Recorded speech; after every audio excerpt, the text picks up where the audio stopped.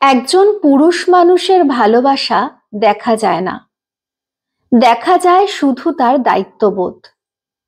যে মানুষটা খেয়াল করে রোজ আপনার খোঁজ খবর রাখে, আপনি খেয়েছেন কিনা, আপনার শরীর ভালো কিনা, এমন প্রশ্নগুলো বরাবর আপনার কাছে করে যায়। সেই মানুষটার সবটা জুড়ে আপনি থাকেন।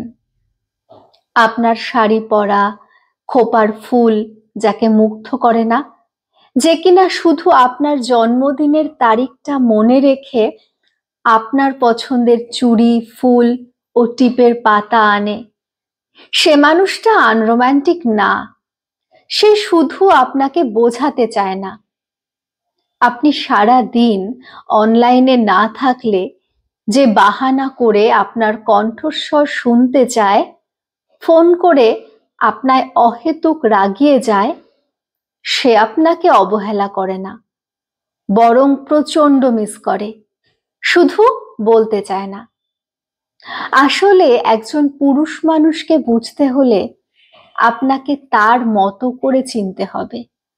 তার পকেটের শূন্যতা, চোখের গভীরতা আর চুপ থাকার মতো অদম্য সাহসিকতার আড়ালে একজন বোকাশোকা, সহজ সরল, সাধারণ মানুষ লুকিয়ে থাকে।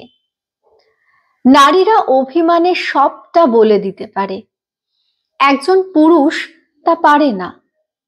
সে শুধু চুপ করে সবটা শুনে যাবে, কারণ আপনি তার ভালোবাসার আগে আপনি তার দায়িত্ব, যাকে সে সারা জীবন নিজের কাছে আগলে রাখতে চায়, শুধু মুখ ফুটে বলতে চায় না তার জীবনে আপনি কতটা জুড়ে আছেন।